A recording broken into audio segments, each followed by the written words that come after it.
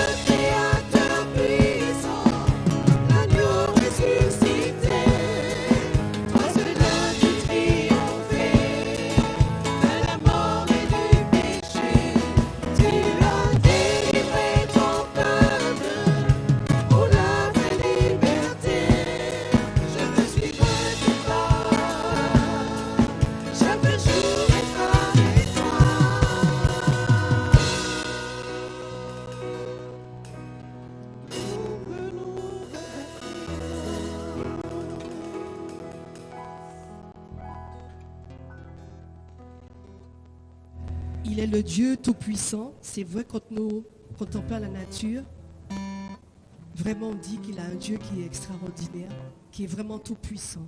Et c'est pour ça que nous voulons chanter Dieu tout-puissant. Quand mon cœur considère tout ce que tu as créé, tout est beau. Et mon cœur veut te chanter tout simplement, te louer, parce que tu le mérites.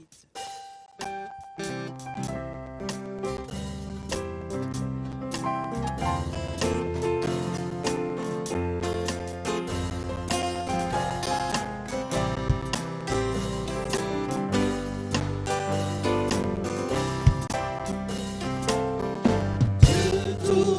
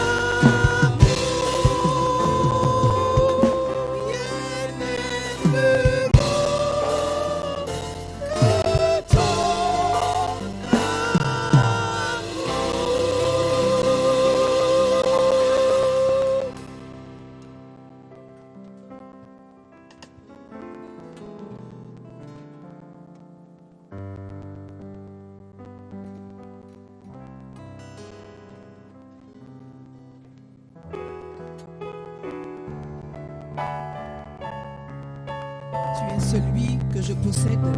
Je n'ai que toi sur la terre et dans le ciel. Et je sais que tu m'aimes et je sais que tu me soutiens. Et je voulais encore vraiment dire et proclamer que je n'ai que toi. Le bonheur est en toi. La vie est en toi. Alors Seigneur, entends mon cœur qui te dit que je n'ai que toi. Tu es le soutien de mon cœur. Sois-en glorifié et remercie pour qui tu es. Alléluia.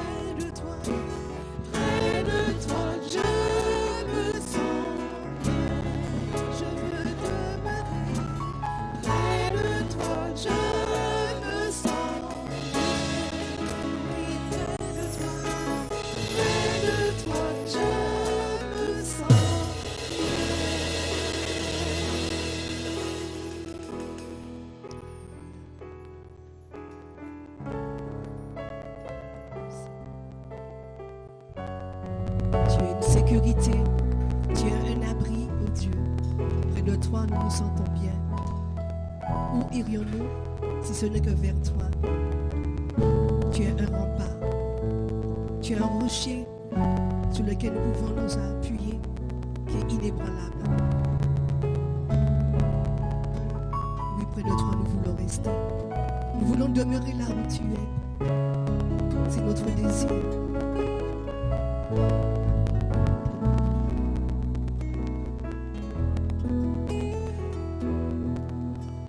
Près de toi, je me sens bien.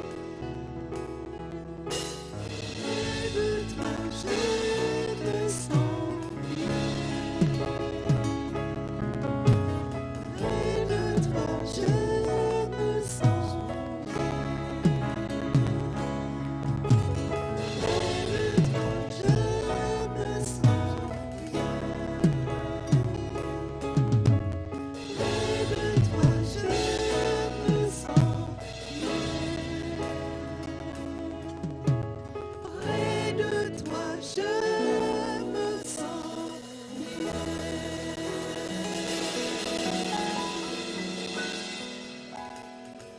En effet, nous nous sentons bien près de toi.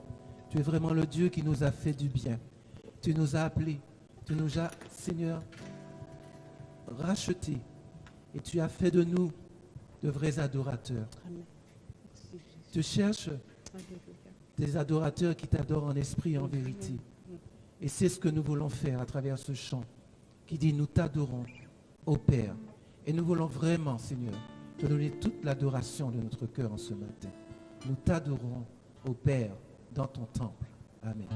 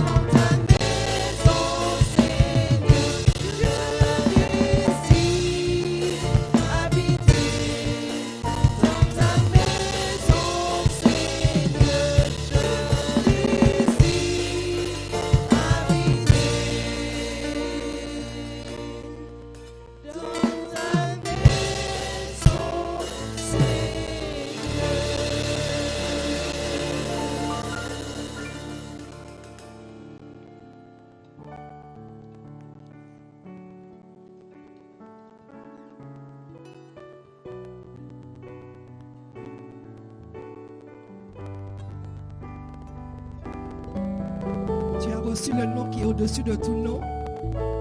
Et nous voulons élever ce nom, car ton nom est merveilleux.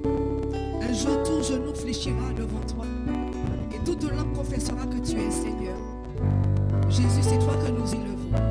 Tu es ce Dieu merveilleux qui fait de grands prodiges. Personne n'est comparable à toi. Et nous voulons te chanter. Tu es merveilleux.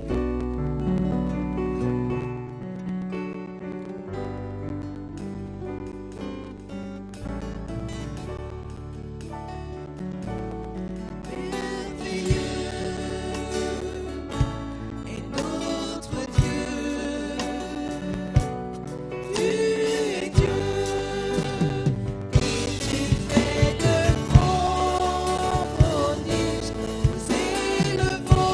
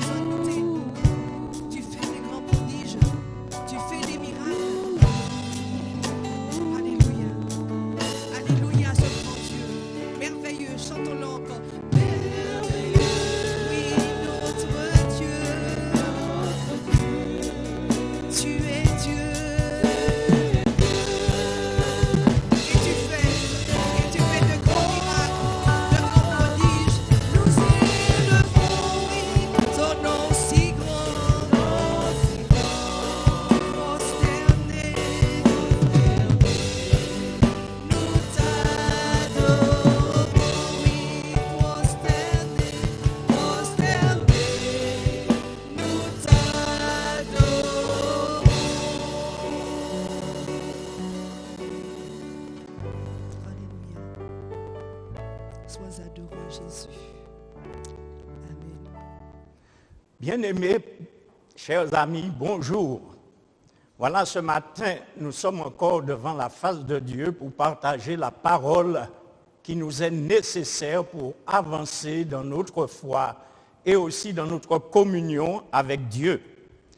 Et donc, le titre de ce message, c'est « La foi » ou « La victoire du moins, pardon, qui triomphe du monde ». La victoire de notre foi qui triomphe du monde.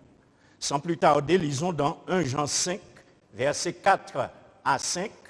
« Car tout ce qui est né de Dieu triomphe du monde. Et la victoire qui triomphe du monde, c'est notre foi. Qui en effet triomphe du monde?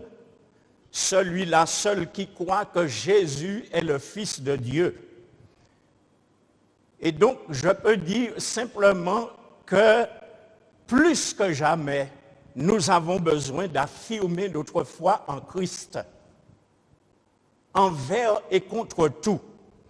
Et j'espère que nous sommes toujours impressionnés lorsque nous lisons dans l'Ancien Testament et aussi dans le Nouveau Testament, de voir au travers de ces récits les expériences glorieuses et merveilleuses que tous ces anciens, le peuple d'Israël, les disciples, les apôtres, ont pu vivre parce qu'ils ont manifesté une foi réelle en Dieu.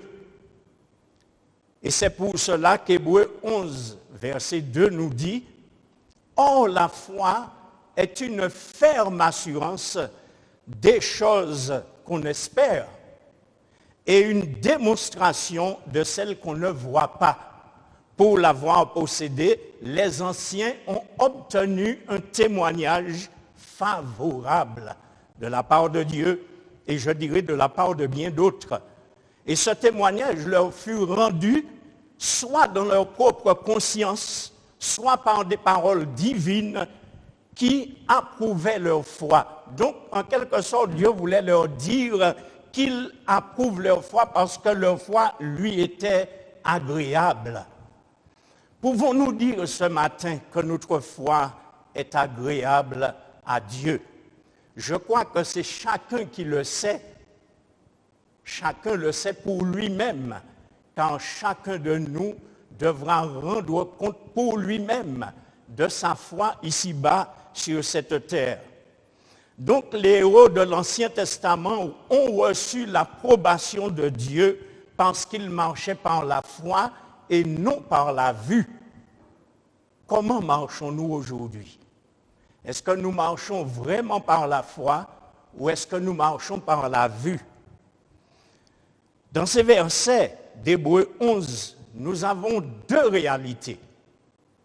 La première chose, c'est cette réalité des choses à venir, ou les choses qu'on espère. Et ensuite, la deuxième chose, c'est celles qu'on ne voit pas, les choses qu'on ne voit pas. Ces deux réalités vont de pair avec la foi.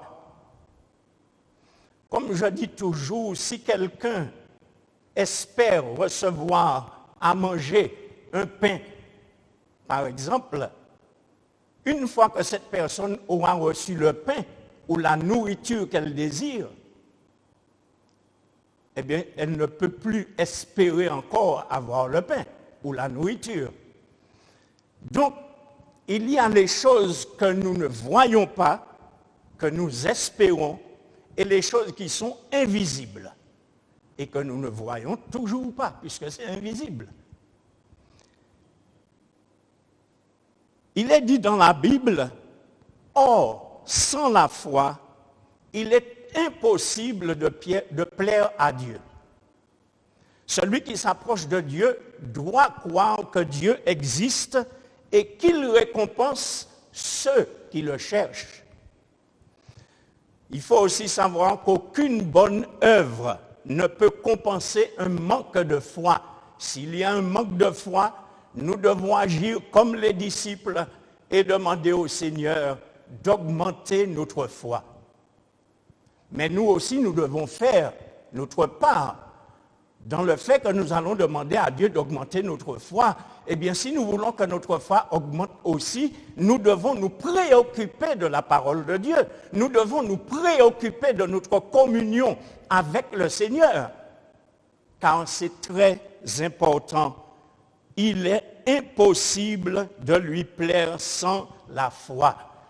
Celui qui s'approche de Dieu doit croire qu'il existe et qu'il récompense ceux qui le cherchent. Alors dites-moi ce matin, est-ce que vous cherchez Dieu? Nous, en tant que chrétiens, est-ce que nous continuons à chercher la face de Dieu? Est-ce que nous voulons continuer à être ses disciples et aussi ses enfants que Dieu a choisis dans le monde pour lui appartenir? Mais toi qui ne le connais peut-être pas encore, est-ce que tu cherches à le connaître? Est-ce que tu le cherches parce que lui, il te cherche? Est-ce que tu veux te laisser trouver par Dieu parce que Dieu t'aime et Dieu désire que tu viennes à lui et que tu puisses expérimenter son amour, sa grâce et sa fidélité? La Bible nous dit aussi que celui qui ne croit pas en Dieu fait Dieu menteur. C'est ce que 1 Jean 5, verset 10 nous dit. Celui qui croit au Fils de Dieu a ce témoignage en lui-même. Mais celui qui ne croit pas en Dieu le fait menteur puisqu'il ne croit pas au témoignage de Dieu que Dieu a rendu à son Fils. Comment des personnes qui ne croient pas en Dieu peuvent plaire à Dieu? Il n'y a aucune possibilité, parce que Dieu ne trouvera aucun plaisir dans ces personnes qui ne croient pas en lui. Mais à partir du moment où nous désirons croire et que nous faisons ce qu'il faut pour croire en Dieu, pour croire dans les promesses de Dieu, eh bien à ce moment, il y a un espoir. Et Dieu ouvrira les portes pour que tu y entres et que tu expérimentes son amour, sa grâce et sa fidélité. Ainsi, nous pouvons dire que la foi est la seule attitude qui donne à Dieu sa véritable place et qui remet aussi l'homme à sa place dans le monde, mais devant la face de Dieu aussi. La foi glorifie infiniment Dieu. C'est un homme qui a dit ça, un homme de foi, C.H. Mackintosh. Il a dit la foi glorifie infiniment Dieu car elle montre que nous avons davantage confiance dans sa façon de faire que dans notre façon de faire à nous personnels. Ainsi, la foi ne croit pas seulement que Dieu existe, mais la foi croit aussi que Dieu récompense ceux qui le cherchent. Et notre récompense à nous qui le cherchons, notre récompense est auprès de lui. Il nous a promis la vie éternelle. Il nous a promis une joie éternelle que nous pouvons vivre déjà ici-bas sur la terre. Mais cela ne tient qu'à nous-mêmes de commencer à vivre ces promesses que Dieu nous a faites. On va voir maintenant dans Matthieu 21, versets 18 à 22, nous ne lirons pas tout le texte, mais il s'agit de ce figuier sur lequel Jésus a jeté une malédiction. Pourquoi? Eh bien parce que la Bible nous dit que Jésus est allé pour voir s'il trouvait des figues sur ce figuier et il n'a absolument rien trouvé. Et il a dit, en donnant cette malédiction, que jamais tes branches ne portent du fruit ou des figues. Ce n'est pas le figuier que nous avons ici, ce n'est pas les tinins, c'est les figues. C'est ce qui pousse en Israël, dans les pays de l'Orient. Les figues, c'est rond à peu près, et puis c'est assez agréable à manger. Donc c'est ce genre de figues. Mais cette malédiction prononcée sur le figuier présente sérieusement l'état de ceux qui sont tièdes ou encore dans un esprit d'hypocrisie devant Dieu. Cette malédiction prononcée sur ce figuier nous enseigne aussi que le Seigneur regarde à une chose, c'est à la puissance de son enseignement dans la vie de ceux qui le professent. L'enseignement que Jésus nous donne au travers de la Bible, c'est cet enseignement que nous devons utiliser si nous voulons grandir dans la foi aussi. C'est cet enseignement que nous entendons lorsque nous entendons les prédications, lorsque nous entendons l'évangélisation, prédication d'évangélisation ou autres, séminaires et autres. C'est cet enseignement. Eh bien, Jésus veut voir la puissance de cet enseignement dans ta vie. Mais pour cela, il faut que tu aies une Bible et que tu lises la Bible, que tu t'intéresses à la parole de Dieu, car c'est l'enseignement que Jésus a donné à ses disciples, aux apôtres, et ainsi, eux, à leur tour, ils sont allés partout et ils ont donné aussi cet enseignement. Et aujourd'hui, c'est arrivé jusqu'à nous. Jusqu'à nous. Donc Jésus veut voir la puissance de son enseignement dans ta vie. Ensuite, une deuxième chose qu'il veut voir, c'est la saveur qui se dégage de la vie de ceux qui font la proclamation de la grandeur de Dieu. Vous savez, le Seigneur s'attendait à être reconnu comme le Messie, comme le Sauveur par le peuple juif. Mais malheureusement, ces attentes justifiées ont été très souvent déçues. Parce qu'en fait, il va aller vers beaucoup d'entre eux cherchant du fruit, mais il ne trouvera rien. Il ne trouvera que des feuilles. Comme dans ce figuier, il n'y avait que des feuilles. Qu'est-ce que Jésus trouve chez toi? S'il vient frapper à la porte de ton cœur, que trouvera-t-il chez toi? Est-ce qu'il trouvera ce que nous venons d'évoquer, la puissance de son enseignement, et aussi la saveur qui doit se dégager, à savoir la saveur de Christ qui doit se dégager de notre vie pour pouvoir rejaillir sur les autres? Qu'est-ce qu'il va trouver s'il frappe à la porte de ton cœur? Le figuier qui n'avait pas de fruits a bientôt aussi perdu ses feuilles, puisqu'il y a une malédiction qui a été prononcée contre ce figuier. Et cela représentait l'état de la nation et du peuple d'Israël, du peuple juif en particulier.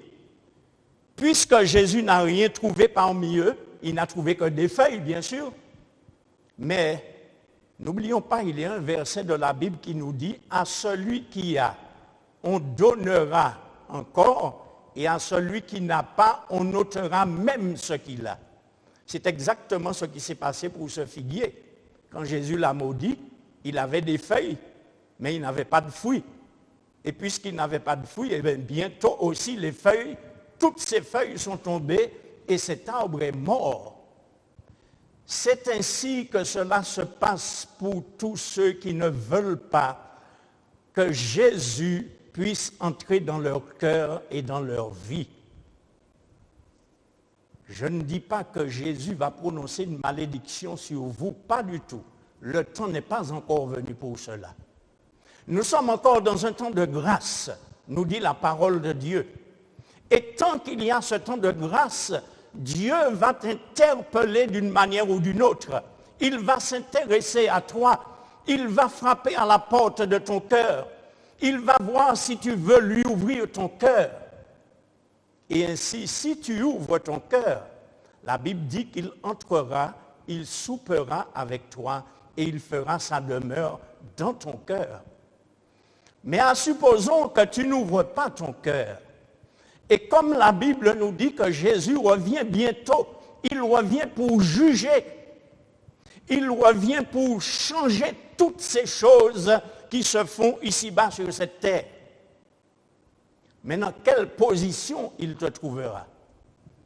Car la Bible nous dit, il y aura de ceux qui seront à sa droite et il y aura de ceux qui seront à sa gauche.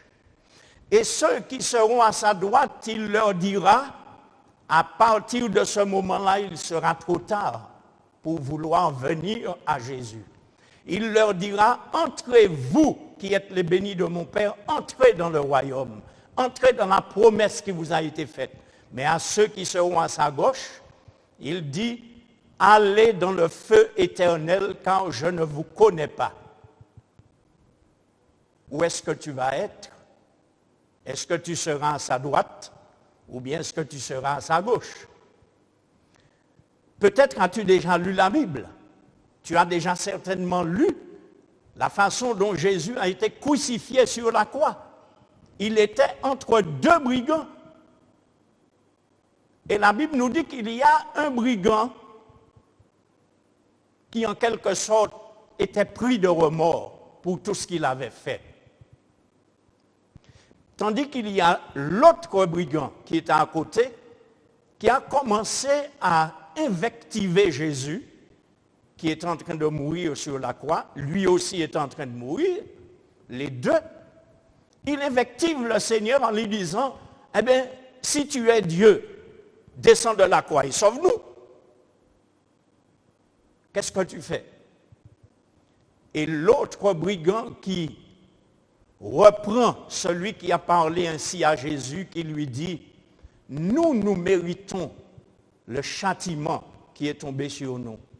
Mais lui, il n'a rien fait. Il ne méritait pas un tel châtiment.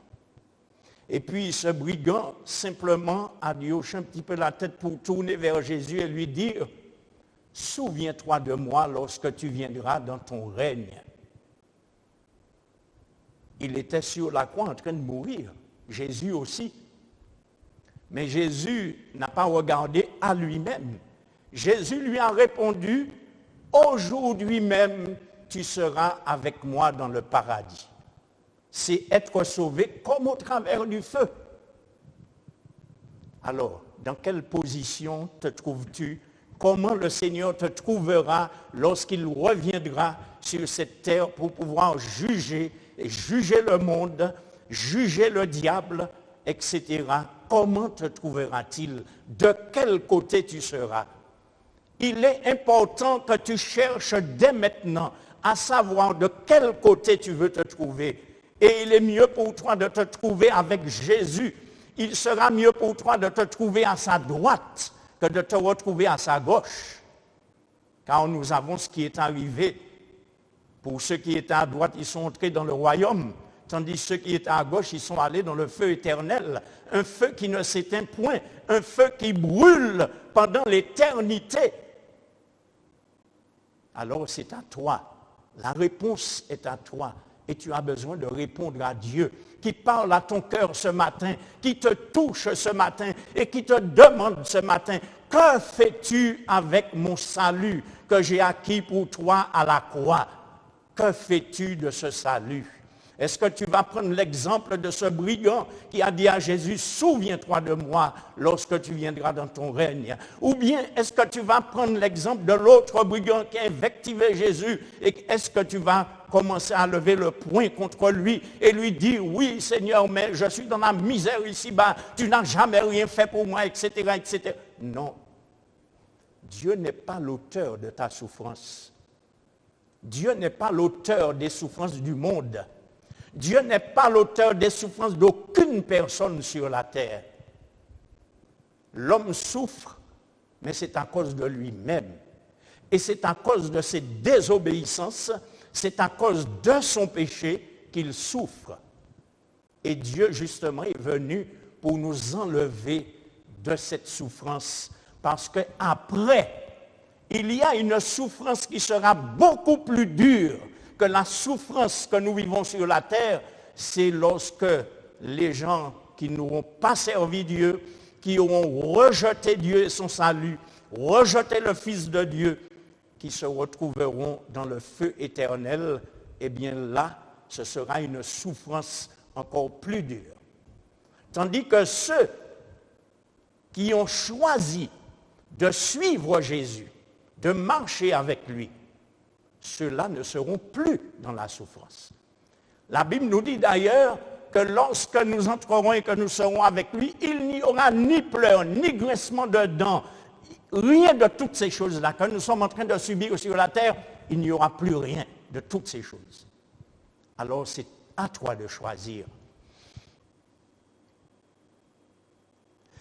Par contre, le pire dans tout cela, le pire pour le peuple d'Israël, vers qui Jésus s'était tourné pour lui apporter le salut, c'est qu'ils ont rejeté Jésus. Et ça, le pire. Et après qu'ils ont rejeté Jésus, l'aveuglement et la dureté ont grandi en eux, dans leur cœur, dans leur vie, jusqu'à ce qu'ils aient été dispersés, déracinés. Ils n'avaient pas de fruits. Et ce qu'ils avaient, ils l'ont perdu. Ils avaient peut-être des feuilles, mais ils ont perdu aussi leurs feuilles. Ils ont tout perdu. Le Seigneur a démontré sa justice. Et je crois que nous devons craindre fortement cette malédiction qui a été jetée sur le figuier pour que justement lorsque le Seigneur reviendra, eh bien une telle malédiction ne puisse pas nous toucher, ne puisse pas te toucher, toi.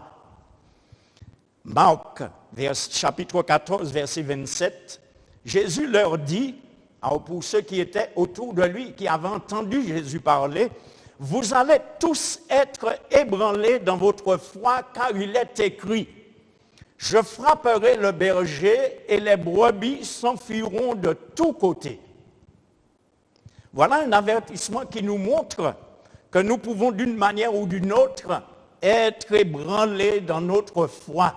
Tu peux être ébranlé dans ta foi, mais c'est à toi de tenir bon, c'est à toi de te tourner vers Dieu, c'est à toi de faire confiance à Dieu. Peut-être que beaucoup d'entre nous, lorsque cette épidémie est arrivée, nous avons pensé à la fin. Moi-même, je vous assure que j'ai pensé que c'était la fin. Quand j'ai entendu dire que ça a gagné le monde entier, tous les peuples, toutes les nations, eh bien, j'ai pensé que c'était la fin. Mais ce n'est pas encore la fin, puisque Jésus nous a dit comment la fin viendra. Il faut d'abord que l'évangile soit prêché à toute la création. Il y a des signes que vous allez trouver dans la Bible que Jésus nous a donnés qui nous montreront que nous sommes vraiment à la fin. Mais attention, il y a déjà des signes qui sont passés et qui nous montrent vraiment que Jésus est proche de revenir. Donc la fin est proche. Certainement que beaucoup d'entre nous, nous avons pensé à la fin. Mais pour prendre des exemples qui sont dans la Bible, il y a aussi des exemples que nous avons, des exemples humains de chrétiens qui ont marché avec Dieu, qui ont été fidèles jusqu'au bout. Mais dans la Bible, il nous est parlé de tous ces anciens qui ont marché avec Dieu. Je ne sais pas si Daniel et ses amis, ses 3 amis, ont été ébranlés dans leur foi lorsque Nebuchadnezzar est venu les prendre pour les emmener dans un autre pays, à Babylone, parce qu'ils ont été faits captifs. En tout cas, une chose, c'est que Daniel n'a pas abandonné la foi. Il nous est dit dans la Bible que lorsque le roi lui a demandé de s'agenouiller pour pouvoir l'adorer, lui, Daniel n'a pas fléchi le genou devant le roi, parce qu'il s'agissait de n'adorer aucun autre Dieu que le roi. Mais il n'a pas fléchi les genoux devant le roi. Et qu'est-ce qui est arrivé? Eh bien, il a été jeté dans la fosse aux lions. Et qu'est-ce qui s'est passé? Rien, absolument rien n'est arrivé à Daniel parce que Dieu l'a gardé au milieu des lions dans la fosse et il n'a pas été mangé par les lions, dévoré par les lions. Et il a tenu bon dans sa foi. Il a gardé la foi.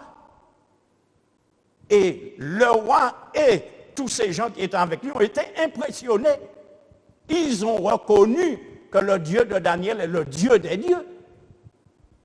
Mais nous avons aussi les 3 amis de Daniel qui n'ont pas plié aussi les genoux devant la statue que Nebuchadnezzar avait dressée et que tout le monde devait adorer.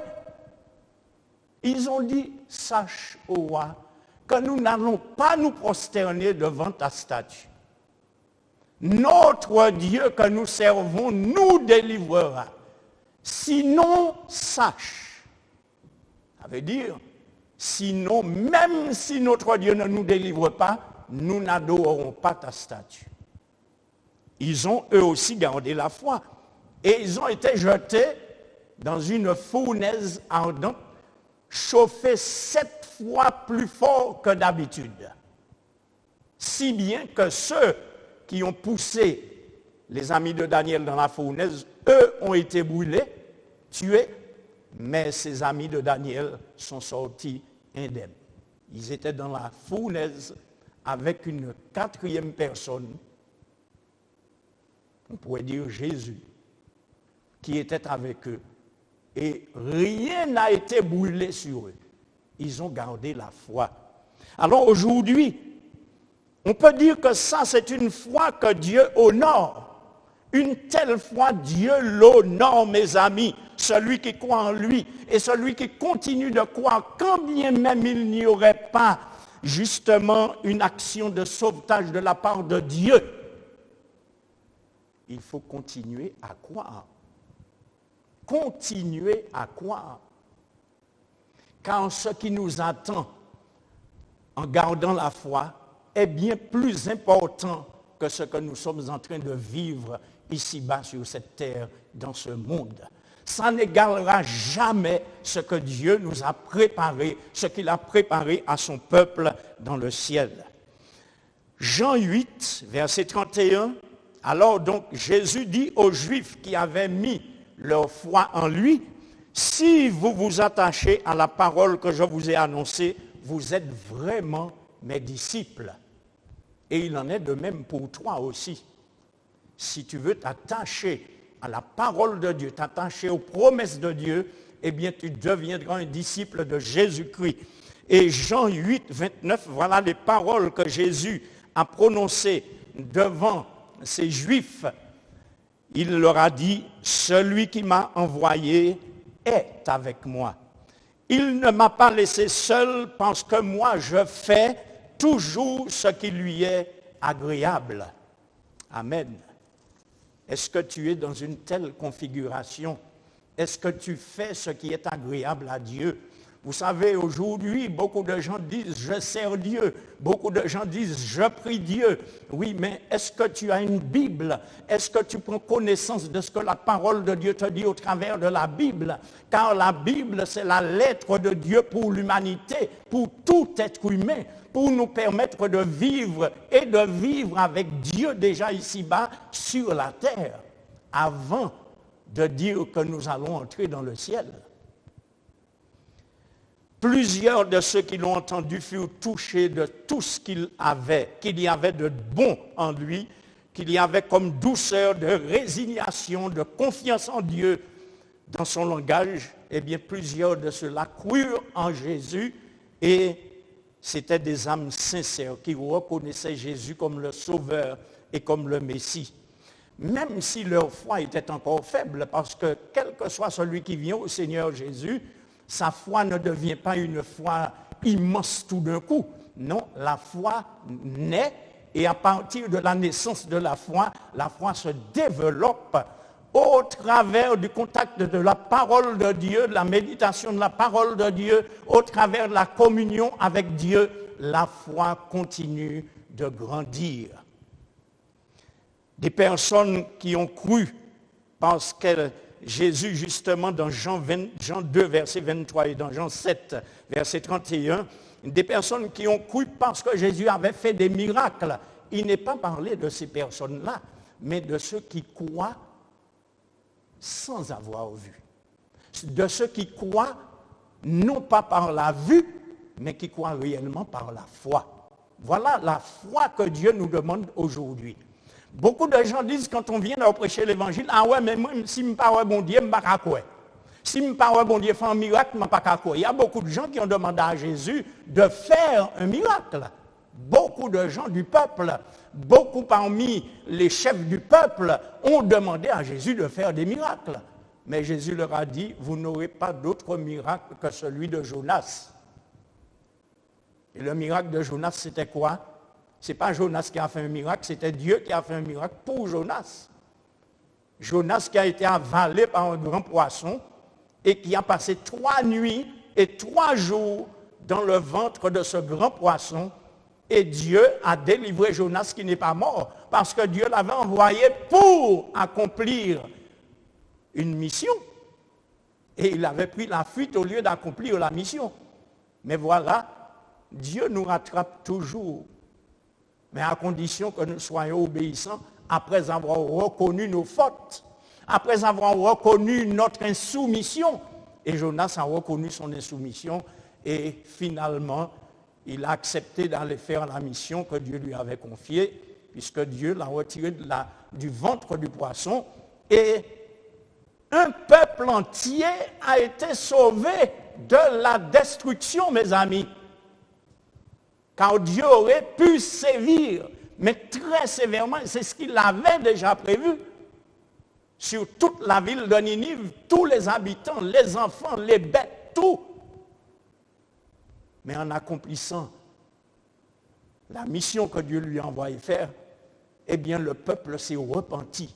Le peuple s'est jeté par terre dans le sac et la cendre, jeûné, prié pour calmer le courroux de Dieu. Et effectivement, Dieu n'a pas sévi et tout le peuple a été sauvé. 2 Corinthiens 4, verset 17.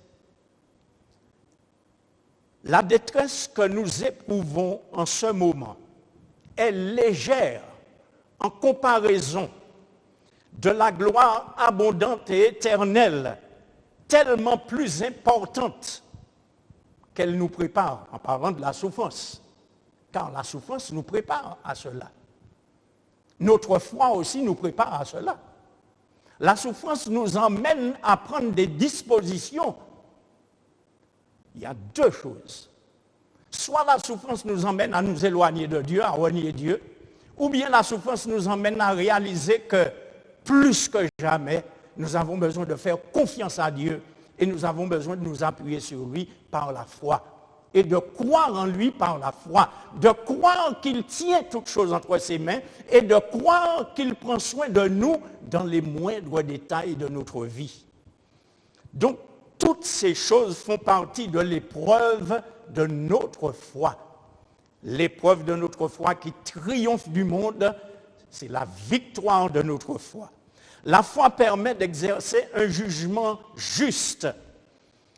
Parce qu'il y a les choses, un jugement juste des choses bien sûr, parce qu'il y a les choses qui sont invisibles aussi bien que celles qui sont visibles. Et il y a une grande différence entre les deux, les choses visibles et invisibles. Les choses invisibles sont éternelles, nous dit la parole de Dieu, tandis que les choses visibles ne sont que temporaires sur la terre. Ainsi, nous ne devons pas regarder aux choses apparentes, mes amis, mais nous devons regarder à Dieu. Nous ne voyons pas les choses invisibles, mais nous devons croire dans ce que le Seigneur a préparé pour nous et nous devons regarder constamment à lui pour que nous puissions avancer et entrer dans ses promesses. Alors, ne recherchons pas les choses terrestres et ne craignons pas les détresses du présent, car ce qui nous est réservé pour l'avenir, un avenir proche, qui pourrait peut-être paraître lointain pour nous, mais qui est très proche. Car les signes que Jésus nous a donnés pour montrer que le temps est arrivé, le monde est arrivé justement à sa fin, ce monde-là, eh bien, c'est dans la Bible. Lis la parole de Dieu. Et tu verras, Dieu t'éclairera. Et tu comprendras, et Dieu t'amènera à expérimenter son salut. Orientons-nous vers cette recherche de ce bonheur que Dieu nous a préparé. Fixons nos cœurs sur ce bonheur futur qui est en Christ, mais qui est certain, alors que les choses du monde ne sont pas certaines. Ce sont des choses qui vont disparaître. Tout va disparaître. Même la terre et les cieux vont disparaître pour faire place à une nouvelle terre et de nouveaux cieux. Mais où en es-tu avec tout ça? Crois-tu que Dieu fera toutes ces choses? Bon, il y en a des gens qui ne croient pas, qui disent, ah, Dieu ne fera pas ça, Dieu ne jugera pas, Dieu ne condamnera pas. Mais permettez-moi de vous dire, avant de dire une telle parole, lisez bien la parole de Dieu. Et comprenez que si, dans l'Ancien Testament, Dieu jugeait son propre peuple et qu'il sévissait contre son peuple lorsque le peuple était insoumis, désobéissant, et s'adonnait aux idoles, eh bien, ce n'est pas aujourd'hui que Dieu ne fera pas ce qu'il a dit. Dieu fera ce qu'il a dit. Autant il nous permettra, il nous fera entrer dans sa promesse, autant il jugera aussi et qu'il enverra ceux qui n'auront jamais servi Dieu et qui n'auront pas été fidèles, qui auront fait toute leur vie dans le péché, dans la boue du péché, il les enverra dans le feu éternel. Ce n'est pas ce que je désire pour toi. Ce n'est pas ce que Dieu désire pour toi non plus. Mais Dieu désire que tu viennes à lui, que tu expérimentes son amour, tu expérimentes sa grâce qu'il t'a accordée en envoyant son Fils mourir à la croix. Oui, Jésus sur la croix. Son sang qui a coulé tout le long de son corps et qui a coulé par terre. Et comme ce jour-là, il a plu, eh bien ce sang est tombé avec l'eau qui était par terre et qui a suivi une rigole de l'eau qui coule avec le sang du Sauveur bien-aimé. Qu'est-ce que tu fais avec cela? Il n'y a pas de jugement pour l'instant qui tombe sur qui que ce soit. Mais Dieu veut te faire grâce. Il te suffit d'ouvrir ton cœur et d'accepter que Jésus devienne ton sauveur. Pour terminer, je relis ce verset du début, 1 Jean 5, versets 4 à 5. Car tout ce qui est né de Dieu triomphe du monde. Il n'est pas dit triomphe de quoi que ce soit d'autre en parlant de choses invisibles, mais il est dit triomphe du monde. La force que Dieu nous donne nous permet de triompher du monde. Et la victoire qui triomphe du monde, c'est notre foi. C'est ta foi qui triomphera du monde si tu acceptes de donner à Jésus ton cœur. Qui en effet triomphe du monde? Celui-là. Celui-là, c'est toi, c'est moi, c'est lui. Celui-là, seul qui croit que Jésus est le Fils de Dieu. Crois-tu que Jésus est le Fils de Dieu? Crois-tu que Jésus est venu pour te sauver? Crois-tu que Jésus peut faire naître la foi dans ton cœur? Moi, je te dis que oui, parce qu'il l'a fait pour moi. Il l'a fait pour bien d'autres. Et cette foi n'a jamais cessé de grandir parce que je me soucie de ce que la parole de Dieu me dit, me demande, et je me soucie d'être soumis à l'autorité de Dieu dans ma vie. J'aimerais que nous puissions nous incliner et que nous puissions prier ensemble. Seigneur notre Dieu, nous sommes devant toi. Et nous voulons te dire merci parce que nous réalisons combien, Seigneur, combien tu as accepté, Seigneur, de mourir à la croix à cause de nos péchés. Tu as accepté de prendre nos péchés sur toi. Tu as accepté de te laisser couvrir des péchés de l'humanité au point que Dieu, ton Père, s'est détourné de toi tellement la laideur du péché sur toi lui était insupportable. Seigneur, tu as accepté tout cela. Tu as accepté les crachats. Tu as accepté les insultes. Tout cela pour que moi-même, pour que ceux qui entendent cette parole ce matin, pour que, Seigneur, toutes ces personnes qui entendent cette parole puissent réaliser que tu n'as pas donné ta vie en vain, mais tu as donné ta vie pour que les hommes soient sauvés, pour que les hommes soient délivrés de la puissance du péché, pour que les hommes soient délivrés de la puissance de l'ennemi, de la puissance du mal, et qu'ainsi, Seigneur, ils aient la vie éternelle que toi seul peux donner. Oui, à toi l'honneur, la puissance et la gloire. Tu es le seul Dieu qui vit et qui règne au siècle des siècles et qui accomplit des prodiges et des miracles pour accompagner ta parole. Aussi, nous t'en prions, que ta main soit à l'œuvre dans le cœur de toutes ces personnes qui entendent ta parole jour après jour et qui ont besoin d'ouvrir leur cœur et d'entrer, Seigneur, dans ton chemin de salut. Oui, à toi l'honneur, la puissance et la gloire. Au nom de Jésus. Amen. Je vous remercie, chers amis, bien-aimés, pour votre attention. Que Dieu vous bénisse. Et dans l'avenir, je souhaite que vous puissiez aussi rencontrer le Seigneur Jésus, car ce qu'il a fait pour moi, il veut aussi le faire pour vous. Soyez bénis au nom de Jésus.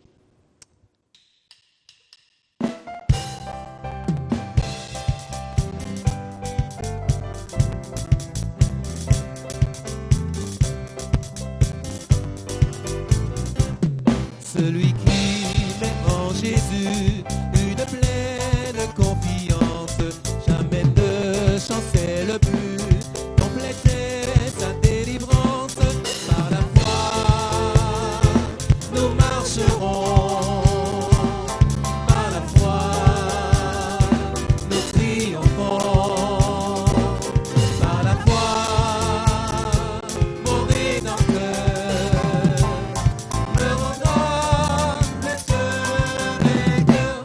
dans les jours d'adversité, quand tu sens gronder l'orage, regarde en sécurité, attristé, reprends courage. Par la foi, nous marcherons, par la foi, nous triomphons, par la foi, mon Rédempteur me rendra plus que vainqueur. Quand Satan veut te troubler, enlever ton espérance, ton passé te reprocher, que Christ soit ton assurance. Par la foi, nous marcherons,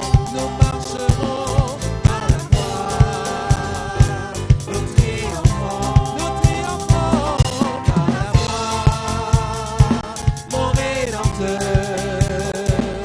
me rendra plus que vainqueur. Par la foi, je marcherai en comptant sur ses promesses. Par lui, je triompherai en tout temps de mes détresses. Par la foi, nous marcherons, par la foi, oui, par la foi, nous triomphons, par la foi, mon Rédempteur me rendra plus que vainqueur.